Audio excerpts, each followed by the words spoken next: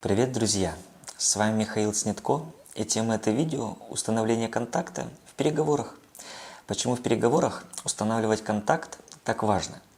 Дело в том, что если мы с человеком не законнектились, то дальше проводить переговоры бессмысленно. По сути, любую встречу можно разделить на конструктивную и ритуальную.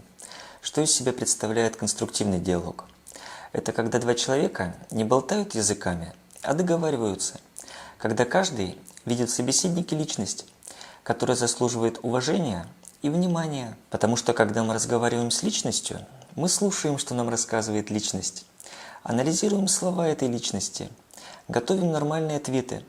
То есть человеком, которого мы считаем интересным, мы ведем разговор конструктивный. С теми же, кто не интересен, обычно люди ведут диалог ритуальный, когда тот, кто вроде бы рассказывает что-то, не понимает интересов того, кому рассказывает, а тот, кто вроде бы слушает, не фиксирует то, что озвучивает ему говорящий. После чего люди обмениваются ритуальными репликами. Тот, кто слушал, говорит: «Мне необходимо подумать». А тот, кто говорил, произносит: «Когда я смогу о вашем решении узнать». Тот, кто слушал, отвечает: «Я вам сам перезвоню». После чего они выражают надежду на взаимовыгодное сотрудничество, благодарят друг друга за уделенное время и прощаются. Какое первое впечатление необходимо производить и как это делать правильно? Первичная задача – это определить, какие цели мы намерены достичь. Существует такая народная поговорка: «Встречают по одежке, а провожают по уму». С одной стороны, эта поговорка как бы предостерегает людей, чтобы они не судили поверхностно. Но с другой стороны, в условиях, где существует быстрый темп и конкуренция, действует другое правило, а именно как встретят, так и проводят. Поэтому, если переговорщик намерен получить ожидаемый результат, ему необходимо позаботиться о том, чтобы его встретили хорошо. Также, что необходимо учитывать, это то, что между естественным поведением и поведением профессиональным существует огромная разница. О чем идет речь? Часто так бывает, что человек слушает, но не слышит, смотрит, но не видит. Почему так происходит? Потому что нет фокуса внимания на партнере. Дело в том, что естественное состояние человека заключается в том, чтобы быть сосредоточенным на себе любимом. В чем заключается проблема? Дело в том, что самым важным человеком на этой планете всегда является для себя сам человек. Он сам для себя является центром мироздания. Этот процесс естественный, это биология. Но профессиональный переговорщик умеет переключать фокус внимания на партнера, который становится самым важным человеком в мире. Такое поведение не является естественным. Но естественное поведение не всегда является правильным. Что тут важно понимать? Когда человек ведет себя естественно, обычно он сосредоточен на себе любимом. Когда же он ведет себя профессионально, это означает, что он может своим естеством управлять. Второй этап – это вызвать у себя правильную эмоцию. Задача не пытаться гримасничать лицом. Достаточно минимум не начать плохо о собеседнике думать. Почему? Дело в том, что плохие мысли вызывают на лице неправильное мимическое отражение. Какая эмоция является правильной? Существует такая полезная эмоция под названием интерес. Интерес – это эмоция, которая одевает на наше лицо приятное выражение и обычно другими людьми воспринимается позитивно. Почему? Потому что, как правило, человек себя считает в этом мире самым важным. Поэтому, когда к нему приходит человек, который его тоже начинает считать пупом земли, для него он становится симпатичным автоматически. Какую вторую цель необходимо достичь? Задача проявить себя как человека, который заслуживает доверия. На самом деле люди мало знают про окружающий их мир. Они думают, что их голова полна знаниями, но к знаниям это часто отношений не имеет. Вообще у людей голова забита разной информацией. При каких условиях эти сведения начинают считаться знаниями?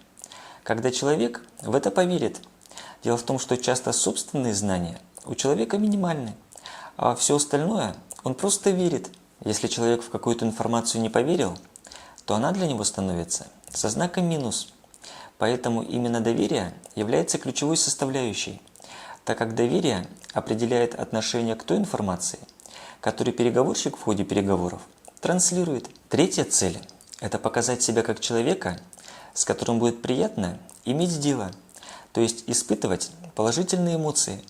И как минимум не предстоит испытывать эмоций негативных. Если на этапе установления контакта переговорщику удалось этих целей достичь, то можно считать, что он себя продал. Другими словами, он продал себя как потенциально интересный и безопасный источник информации, который заслуживает доверия. Дело в том, что если доверие не заслужить, то дальше продолжать дискуссии смысла нет, потому что никакого конструктивного диалога не произойдет, а будет такой социальный ритуальный базар. Также важной составляющей при вступлении в контакт – это не спешить ярко проявлять себя. О чем идет речь? Тут важно разобраться в терминах «быть» и «казаться». Важнее быть, чем казаться. Но профессионал при необходимости также должен уметь и казаться. Почему это важно? Дело в том, что если переговорщик начнет врываться всем своим естеством, то возрастает вероятность того, что еще на входе возникнет риск нарушить личностные границы человека. Многие новички думают, что если они будут не сами собой, то они будут себя вести неестественно. Проблема заключается в том, что многие люди ведут себя с той же естественностью, как птичка на ветру какает. Поэтому свои естественные порывы желательно учиться сдерживать. Также хорошим подспорьем для переговорщика будет наличие мощной харизмы. Чем харизма помогает? Хорошая проработанная харизма как бы отключает систему безопасности собеседника, его сигнализацию, вследствие чего складывается ощущение, что такой обаятельный человек естественно безопасен и заслуживает доверия. Другими словами, мощная проработанная и прокачанная харизма отключает все боевые настройки и защитные механизмы психики. Возможно ли харизму развить? На сегодняшний день в мире ни одной конкретной методики по развитию харизмы не существует. Именно методики, а не каких-то призывов, слоганов и заклинаний. Но что делать человеку с харизмой, если она у него есть такая, какая есть? Идея заключается в том, что наличие любой харизмы достаточно для того, чтобы проводить конструктивные переговоры. Итак, чтобы продать себя, необходимо показать, что мы безопасны, что нам стоит доверять и что негативных эмоций не будет. Как этого можно добиться? Для начала необходимо определить, где находится центр безопасности человека. Если не вдаваться в анатомические подробности, то у каждого человека имеются два полушария. За что они отвечают? Левое полушарие отвечает за логику, аналитику и рациональность. Правое же полушарие отвечает за творчество. Но правое полушарие отвечает еще за одну функцию. Это шаблоны человека. Что такое шаблон? Это оптимальный путь к достижению результата. Какие бывают шаблоны? Выделяют вербальные и невербальные паттерны поведения человека. В чем заключается проблема? Поскольку левое полушарие у людей в процессе эволюции возникло позже, то люди часто его по назначению использовать не стремятся и продолжают функционировать шаблонами. Люди, вместо того, чтобы думать, приучаются действовать на автомате, так как, чтобы начать думать, необходимо начать напрягаться, затрачивать энергию, включать логический блок. Следующее препятствие – это скорость. Дело в том, что правое полушарие за счет применения шаблонов работает в несколько раз быстрее. Эта заточка человека на быстрое реагирование зашита в подкорке, вследствие чего применение левого полушария воспринимается как нежелательное. Следующее препятствие к применению левого полушария – это долго. Как это звучит на языке эволюционного развития? Долго значит опасно, то есть за это время успеют убить. Поэтому к левому полушарию человек научается не прибегать. Четвертое препятствие – это лишний ресурс. Что значит лишний? Поскольку человек исторически формировался в состоянии хронической нехватки ресурсов, то использование лишнего ресурса подсознанием воспринимается как расточительство. Левое полушарие за счет осмысливания жует ресурсы, как крокодил. В правом же полушарии готовые шаблоны. Там тратить ресурсы необходимости нет. Получается, что гораздо быстрее среагировать и применить шаблон, чем напрягаться над созданием каких-то новых схем. Получается, что если правое полушарие фиксирует ситуацию как опасную, то левое полушарие просто не включается. Какой из этого можно сделать вывод? Если переговорщик с человеком законнектиться не смог, то логическое мышление собеседника будет правым полушарием заблокировано. Дело в том, что центр безопасности человека с логикой никак не связан. Поэтому опасно-не опасно и свой-чужой человек принимает не на основе логики, а на основе рефлексов. Какой тут можно сделать вывод? Дело в том, что доверие – это штука иррациональная, так как когда человек точно знает, что он кому-то может доверять, то это уже является не доверием, а знанием. Как выглядит этап вхождения в контакт с точки зрения структуры переговоров? Это начало встречи. Какова цель этого этапа? Спозиционировать себя как полезного партнера, который будет задавать вопросы и на которые стоит отвечать. Второе – это ориентация. В чем заключается цель этого этапа? Задача понять потребности клиента. Третье – это презентация. Задача показать, как продукт может решить проблему клиента.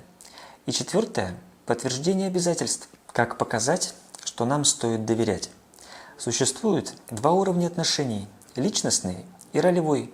Если ролевой уровень – это уровень логики, то личностный уровень – это всегда уровень эмоций. Если ролевой уровень определяет, что происходит в контакте, то личностный уровень определяет, как это происходит.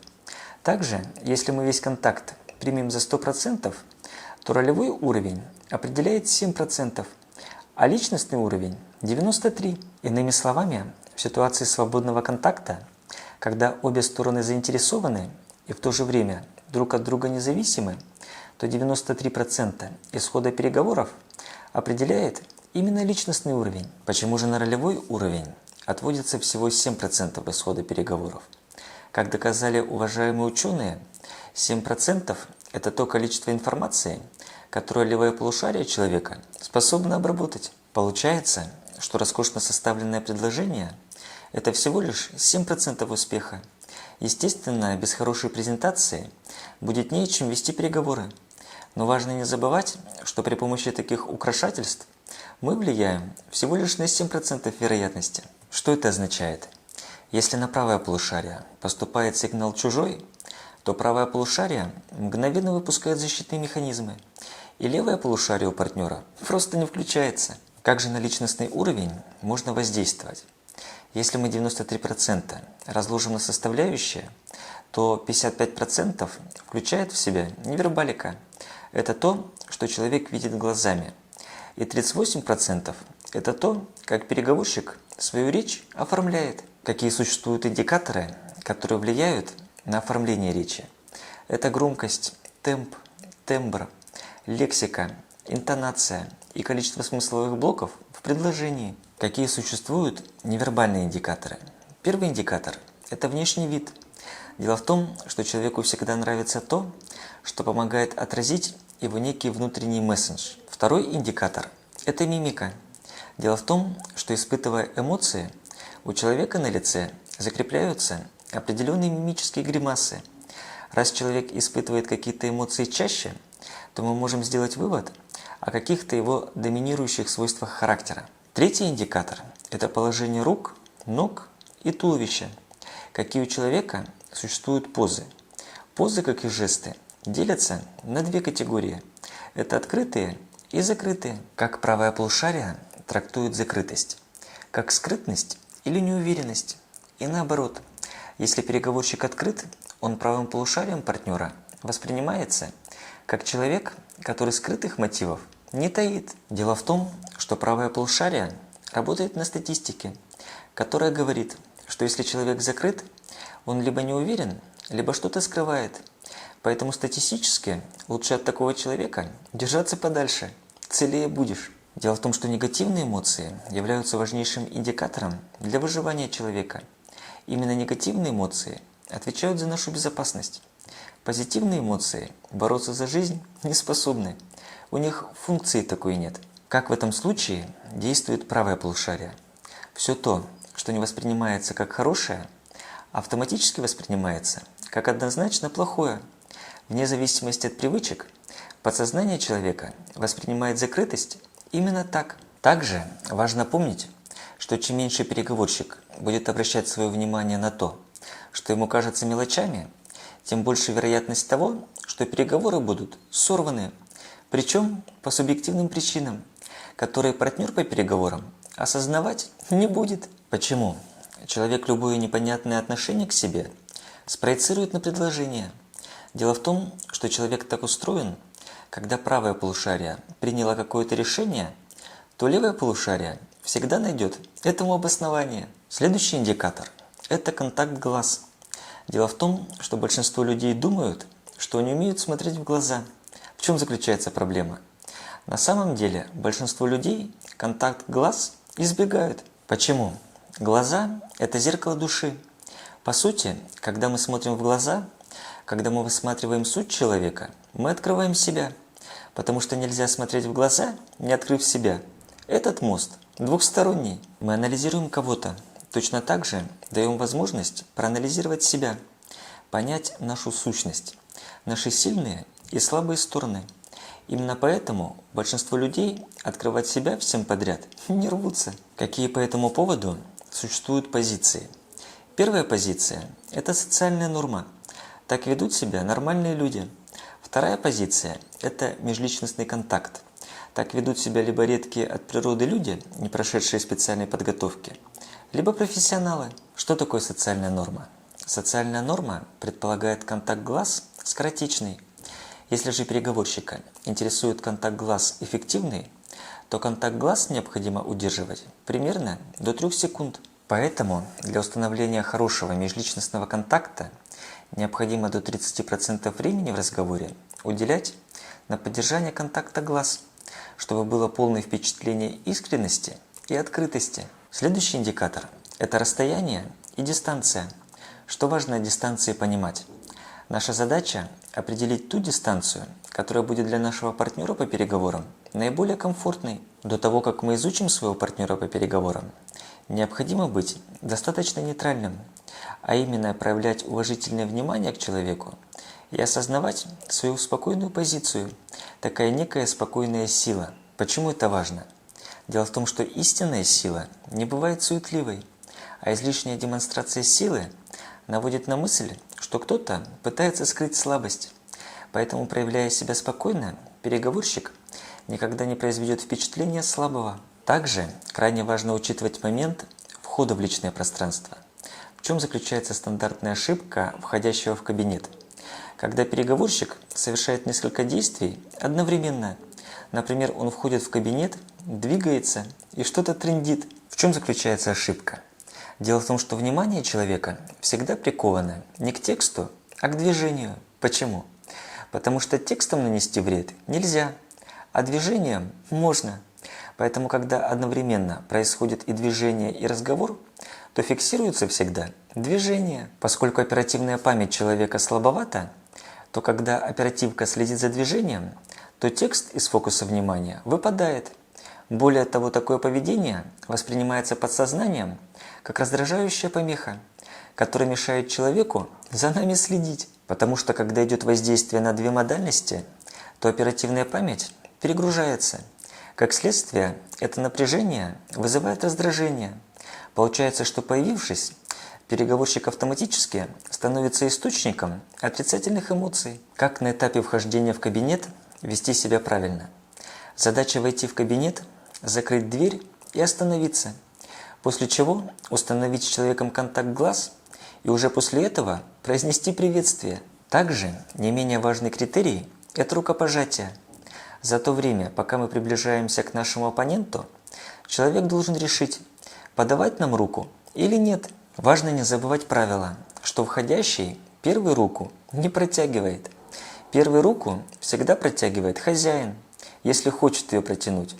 А если не хочет, то нет необходимости совать ему свою клешню. Когда правильно вручать визитную карточку? В начале или в конце встречи? Визитную карточку правильно давать в начале. Почему? Это дает возможность увидеть партнеру наш статус, а также избавляет человека от необходимости запоминать наше имя. Также стандартная ошибка новичков, когда они выхватывают визитку, как кольт 45-го калибра, и тычут ее в руки клиенту. Визитная карточка должна храниться исключительно в футляре для визиток. И упаси Христос, ни в коем случае не должна храниться в карманах. Как визитку протягивать правильно? Визитка протягивается шрифтом к человеку, глядя в глаза. При этом протягивается неспешно. Если человек не выражает желания ее взять, то нет необходимости держать руку на весу, как бедный родственник. Как вести себя правильно, если нас пригласили в переговорную комнату? В переговорке нет необходимости спешить садиться до прихода хозяина. Почему? Существует риск сесть на то место, которое хозяин привык занимать. Если же нам предлагают выбрать место самостоятельно, то рекомендуется сесть спиной к двери. Почему? Потому что удобнее сидеть лицом к двери. То есть удобное место пусть лучше достанется хозяину. Дело в том, что чем удобнее хозяину кабинета, тем легче проводить с ним переговоры. Итак, у нас есть 7 параметров, по которым правое полушарие человека определяет, насколько с нами будет приятно иметь дело. Их можно взять себе на вооружение, а можно проигнорировать, понадеясь на то, что у нас хорошее предложение. Проблема заключается в том, что восприятие предложения напрямую зависит от того, насколько к нам хорошо относятся. Почему нам язык тела так важен? С одной стороны, чтобы посылать правильные сигналы и успокаивать правое полушарие партнера. С другой стороны, чтобы оценивать состояние человека. Поэтому важно уметь не только посылать правильные сигналы, но и уметь эти сигналы читать. Зачем следует наблюдать? Это открытость, закрытость и дистанция. Причем следует наблюдать не за самим фактом, а за динамикой. Что происходит, если мы улавливаем негативный сигнал? Дело в том, что на этот сигнал реагирует наше правое полушарие. Если мы склонны действовать рефлекторно, то мы либо опасность атакуем, либо от опасности убегаем. Что обычно делает переговорщик, если он склонен опасность атаковать? Он усиливает давление, тем самым ситуацию только усугубляя. Если же наоборот, он стремится опасность избежать, то возрастает риск показаться неуверенным. В чем заключается проблема? Дело в том, что и та, и другая реакции ситуацию не разруливают. Почему? Потому что эти рефлексы заточены на физическое выживание. Они не заточены на проведение переговоров. Итак, мы понимаем, что такое невербалика. Мы не только себя контролируем, но и держим в фокусе нашего партнера по переговорам. Теперь вроде бы стоит приступать к делу. Что необходимо делать дальше? На Востоке существует целый ритуал. А именно, сразу не принято говорить о делах. Почему? Потому что 2 человека, еще каждый в своем поле, каждый в своих мыслях. Еще нет синхронизации режимов. Дело в том, что когда мы общаемся на какую-то нейтральную тему, наши правые полушария как бы друг на друга сонастраиваются, когда формируется некая общность, благодаря которой выстраивать отношения становится легче. Как к такой отвлеченной беседе приступать? Можно сделать тактовую паузу. Для чего эта пауза необходима?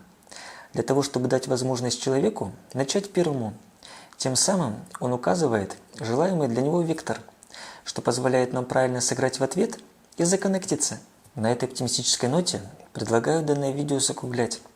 Также хочу обратить внимание на проблематику, которая возникает в коммуникации между людьми постоянно. Люди думают, что они понимают людей. На самом деле, понимать людей достаточно трудно. Почему? Часто они сами себя не понимают. Что в таком случае приходится делать? Задача всегда исходить из позиции, что мы человека не понимаем. Поэтому, когда у нас в голове возникает мысль о том, что человеку, возможно, что-то надо, мы это начинаем считать гипотезой. То есть мы исходим из гипотезы о том, что человеку, возможно, это надо.